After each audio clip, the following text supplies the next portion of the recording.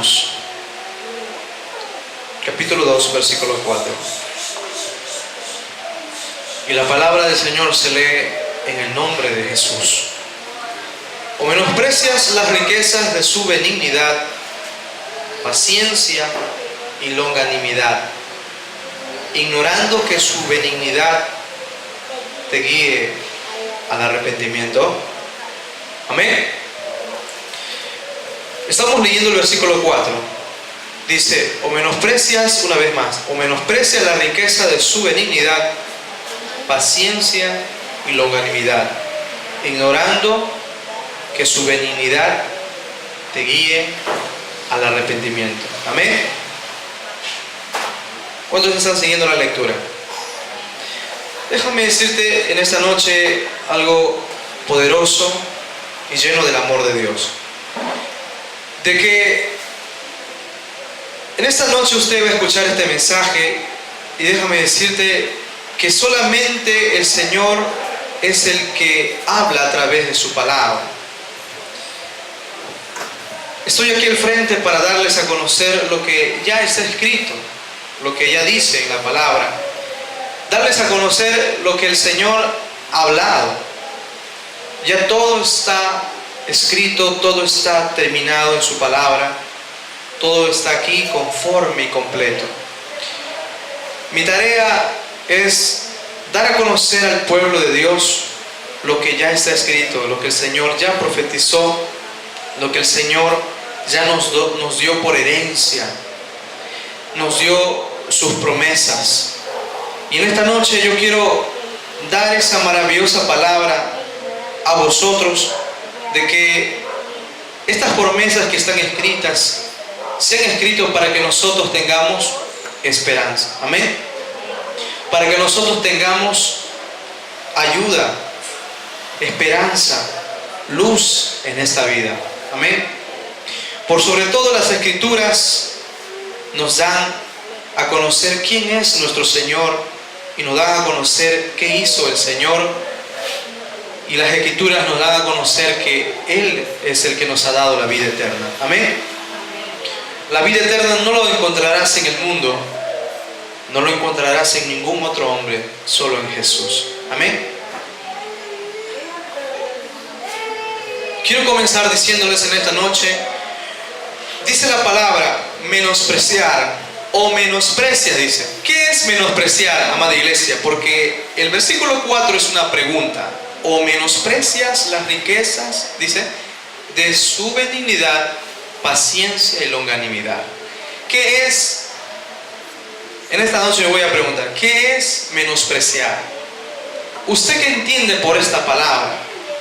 La palabra menospreciar es dar un precio, o devaluar o bajar el precio de algo que ya tiene.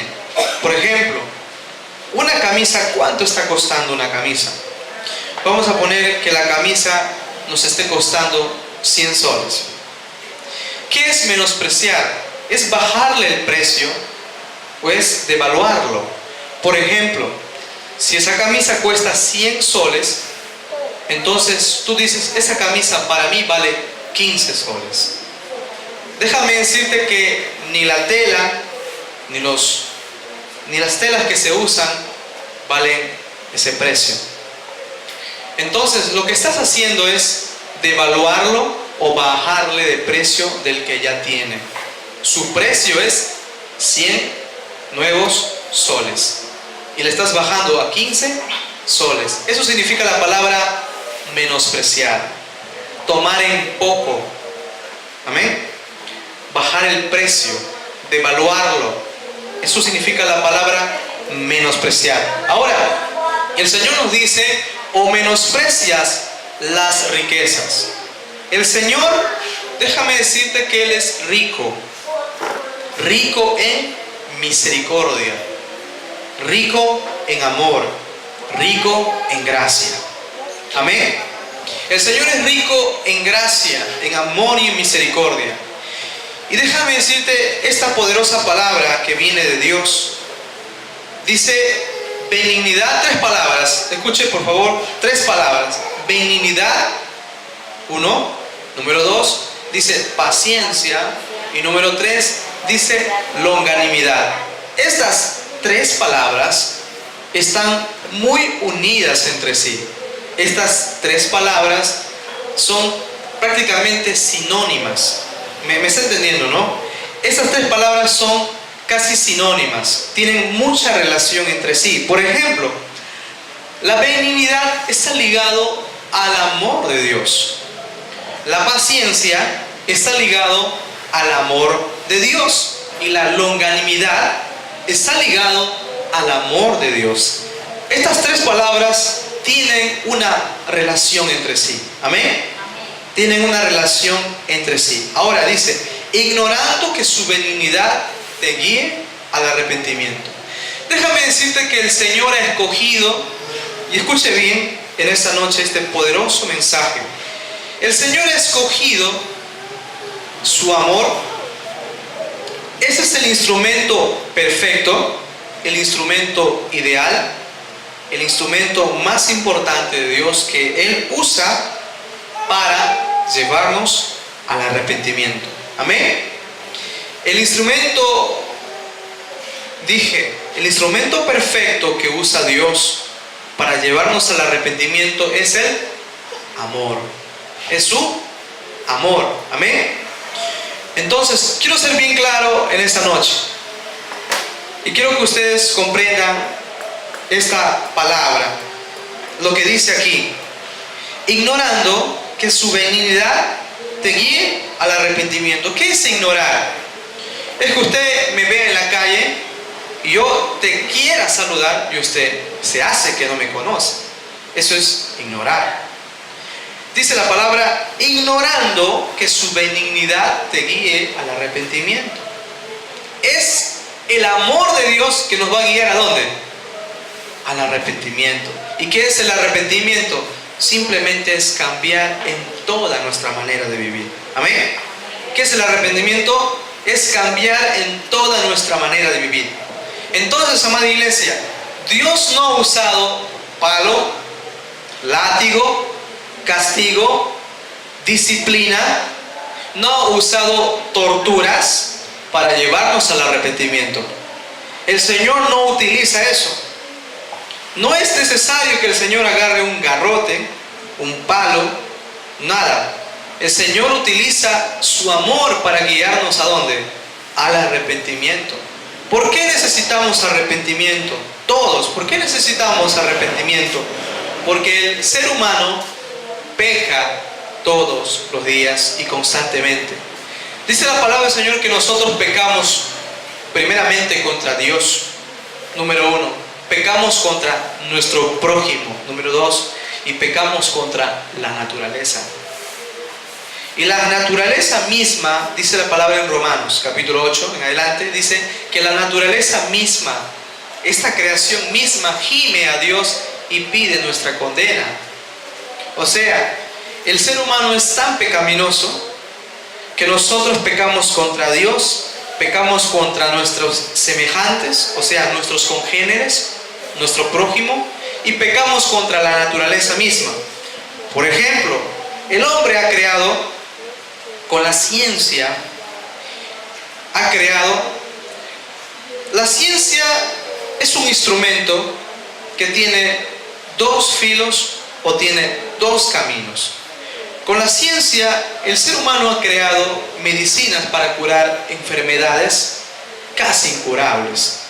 Gracias a la ciencia, el ser humano ha creado medicinas, ha creado formas como el ser humano va a sanarse. Eso es por un lado. Por otro lado, el ser humano ha creado, y voy a hablar un poco de esto, de esta palabra, terrorismo.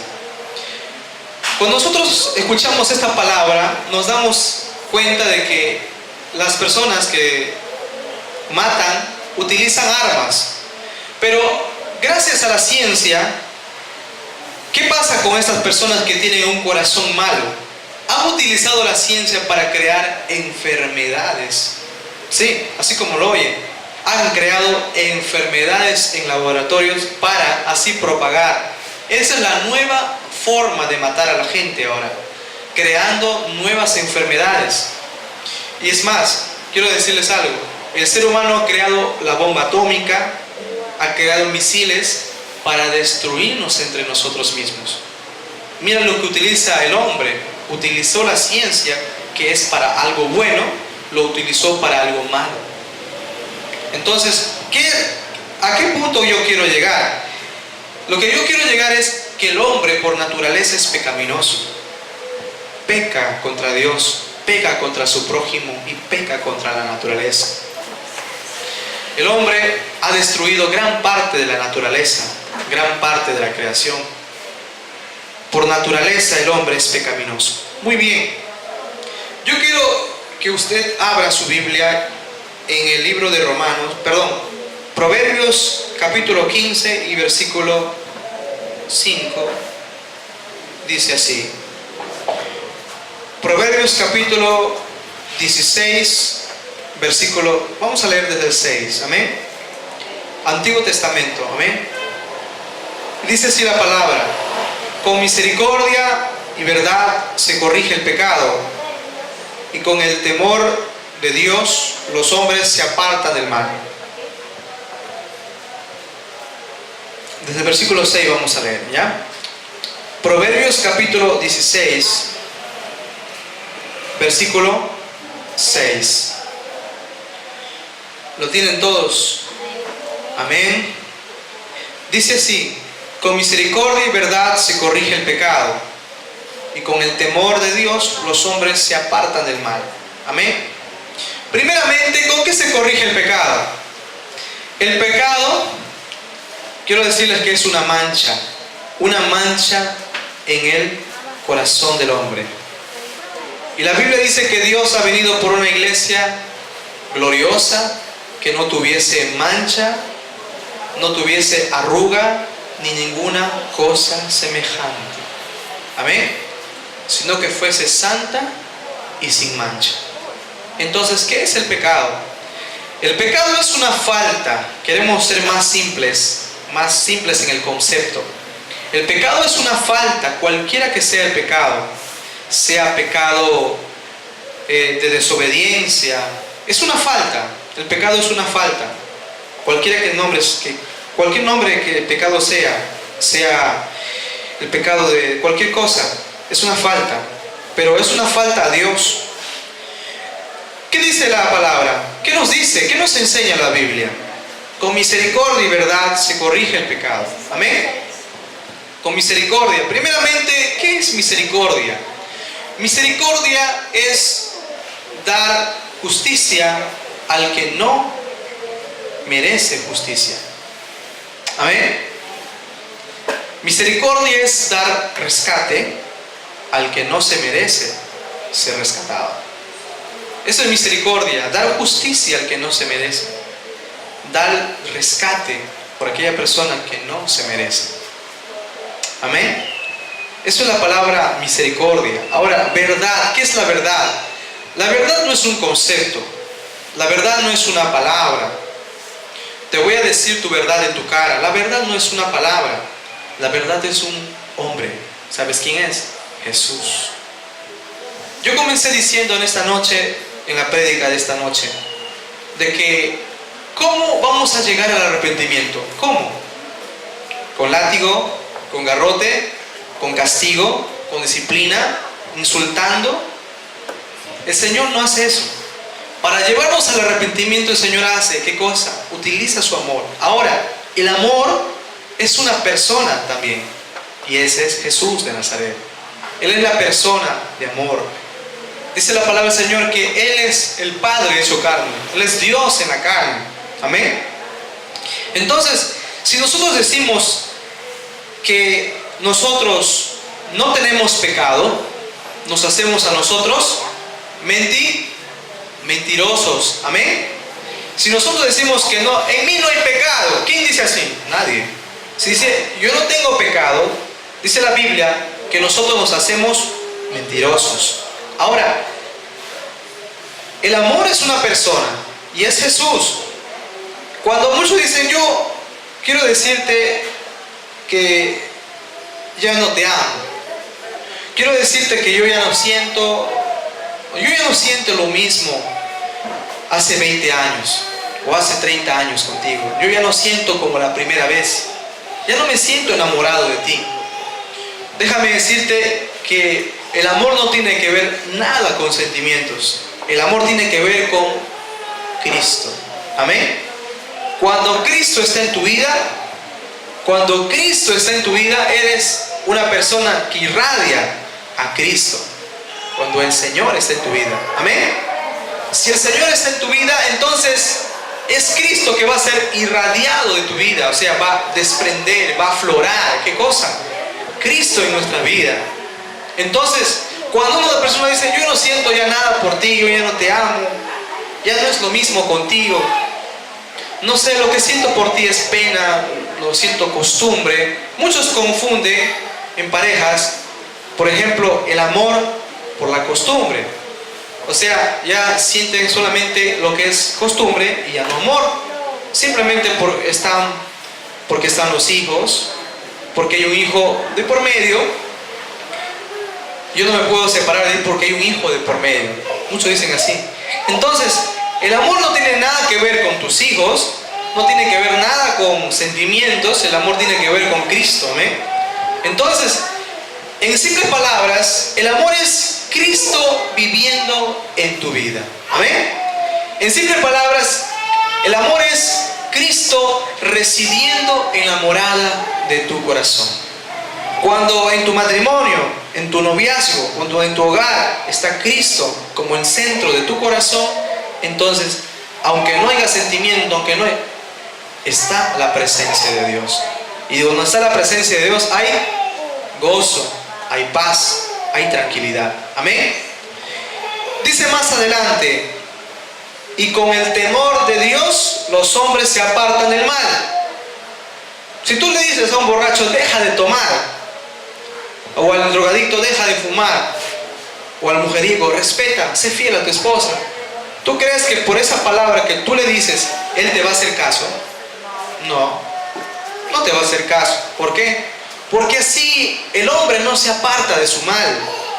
La Biblia dice que con el temor de Dios los hombres se apartan del mal. Amén. ¿Y qué es el mal? El mal representa la ruina. El mal representa la ruina. Eso es el mal. ¿Qué nos arruina la vida? El estar amargados, el estar en contiendas, eso nos arruina la vida, ¿verdad? Eso es el mal, el pecado. Ahora, dice, con el temor de Dios los hombres se apartan del mal. Ahora, en esta noche yo pregunto, ¿qué es el temor de Dios? ¿Qué es el temor de Dios? Aprenda en esta noche palabra de Dios. Proverbios capítulo 5. Versículo 33 del capítulo 15, perdón. Vamos a retroceder una página. Estamos allí mismo. Proverbios, retrocede una página, capítulo 15. Y vamos a leer el versículo 33. Dice así la palabra de Dios. El temor de Dios es enseñanza de sabiduría, y a la honra precede la humildad. Ahí está la respuesta. ¿Qué es el temor de Dios? El temor de Dios es la enseñanza de sabiduría. Amada iglesia, usted tiene en sus manos su Biblia, que es la Santa Escritura, es la palabra de Dios, es la constitución del reino de Dios que todo ciudadano de los cielos debe tener. Este es el manual de la vida eterna. La Biblia es tu guía. La Biblia es tu constitución. Y tú debes tenerla en tus manos. Y debes tener conocimiento de ella para que usted y yo, nosotros podamos ser agradables a Dios. Entonces, ¿cuál es la respuesta? La respuesta es de que el temor de Dios es la enseñanza de sabiduría. ¿Y dónde voy a encontrar esa enseñanza de sabiduría? ¿Crees que lo vas a encontrar en algún colegio? ¿Crees que lo vas a encontrar en alguna universidad? ¿Crees que lo vas a encontrar en algún instituto bíblico? No. La enseñanza de sabiduría se encuentra en la palabra. Amén. Es la palabra de Dios, la misma palabra de Dios es la que te va a enseñar a cómo caminar con Dios. Amén. Entonces, es usted y su relación con Dios. Es usted y su relación con la Biblia. Amén. Esto no lo va a encontrar en el colegio, en la universidad, en la preparatoria, en algún instituto bíblico. No. La enseñanza de sabiduría es el temor de Dios. Amén. Eso es la respuesta. Y lo que necesitamos los hombres, las mujeres, para apartarnos del mal es recibir enseñanza de sabiduría. Hay dos tipos de sabiduría, amada iglesia. Hay dos tipos de sabiduría. Usted si quiere aprender palabra de Dios, escuche este mensaje. La primera es terrenal, animal y diabólica, que viene de los hombres. La segunda es la riqueza del conocimiento de Dios. Yo quiero el segundo, no quiero el primero. Dice la palabra del Señor, en el Santiago se encuentra esa palabra, de que hay dos tipos de sabiduría. Uno es lo que es humano, animal, terrenal y diabólico. ¿Por qué? Porque donde hay esa filosofía, esa sabiduría humana, se encuentran celos, se encuentran amarguras, hay disensión, hay pleitos, hay contiendas, hay intercambio de palabras. Tú quieres tener la razón, y porque tú quieres tener la razón, tú utilizas ¿qué cosa? La calumnia, y empiezas ya a hablar mal contra tu prójimo. Eso no es sabiduría. La sabiduría, ¿qué es la sabiduría? La sabiduría es, dice la palabra del Señor, es tener respeto a Dios. ¿Y qué es la inteligencia? La inteligencia es apartarse del mal. Amén. Apartarse del mal, la Biblia dice, esa es la inteligencia. Apártate del mal. Una persona que sabe apartarse del mal es inteligente. Y solamente los inteligentes buscan a Dios. Amén. Si tú eres inteligente, si nosotros somos inteligentes, y aquí está esta generación inteligente, o sea, nosotros somos los que buscamos a Dios. Amén. Entonces, ¿qué es el temor de Dios? Respuesta, es la enseñanza de la sabiduría de Dios y no de los hombres. Amén. La sabiduría que viene de Dios y no de los hombres. Esa es el temor de Dios. O sea, es esa sabiduría que viene del corazón de Dios, esa sabiduría que sale de la boca de Dios, la que me va a enseñar a mí, a ti y a todos nosotros a apartarnos del mal. Por ejemplo, cuando llegamos a la adolescencia, bueno, muchos de nosotros ya hemos pasado. Cuando llegamos a la adolescencia, nosotros queremos por nosotros mismos experimentar las consecuencias. Que a pesar que nuestros padres nos dicen cuáles son las consecuencias. ¿Por qué, por ejemplo, no vengas tarde? ¿Por qué, mami? O sea, siempre preguntamos por qué. A pesar que nuestros padres nos dan las consecuencias, nos dicen, nos advierten las consecuencias duras que posiblemente vamos a pasar, nosotros queremos experimentarlo en nuestra propia carne. Entonces déjame decirte, la palabra del Señor nos enseña que solamente la palabra que está aquí en mis manos, la Santa Biblia, tiene el poder para apartarme a mí del pecado, para apartarte a ti del pecado. Amén. Entonces, si tú quieres que tu amigo, que tu compañero de trabajo, que tu familiar cambie y se aparte del mal, usted no tiene que gritarle, usted no tiene que usar nada de eso. La Biblia dice que tan solo si usted habla la palabra de Dios, usted ya ha sembrado en su corazón. Amén. Ahora, yo quiero que usted vea esta palabra poética, voy a decirlo de esta manera, poética, en el libro de Sofonías. Es uno de los libros de los profetas del Antiguo Testamento. Sofonías se encuentra después de Habacuc y se encuentra antes de Zacarías.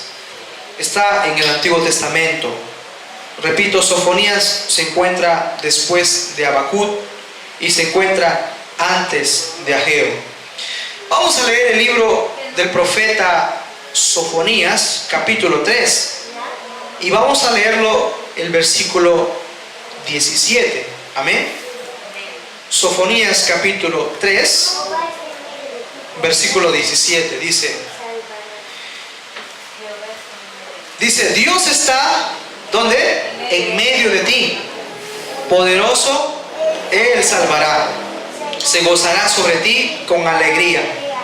Callará de amor, se regocijará sobre ti con cánticos. Una vez más, el Señor está en medio de ti.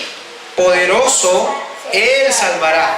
Se gozará sobre ti con alegría. Callará de amor, se regocijará sobre ti con cánticos. Es una palabra poética, es una palabra de amor. Y esta palabra se cumplió.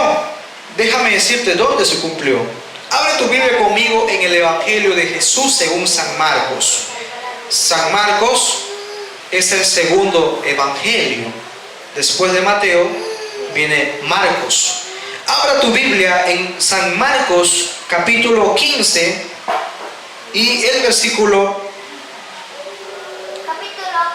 capítulo 15 versículo 28. Amén. San Marcos capítulo 15 versículo 28 dice la palabra: y se cumplió la escritura que dice, y fue contado con los inicuos. Se refiere a que Jesús fue contado con 2 ladrones, fue crucificado a sus costados. A eso se refiere. ¿Qué más dice la palabra? Y los que pasaban le injuriaban, meneando la cabeza y diciendo, escucha esto, amada iglesia, va, tú que derribas el templo de Dios y en 3 días lo reedificas, sálvate a ti mismo y desciende de la cruz. Imagínate, mira esa palabra, escucha. Versículo 31, ¿qué dice? De esta manera, también los principales sacerdotes, o sea, los religiosos de aquel entonces, escarneciendo, se decían unos a otros con los escribas, a otros salvó, a sí mismo no se puede salvar. El Cristo, Rey de Israel, descienda ahora de la cruz para que veamos y creamos. También los que estaban crucificados con él le injuriaban. Amén, hasta ahí nomás. Mira este panorama. Quiero que observes este panorama.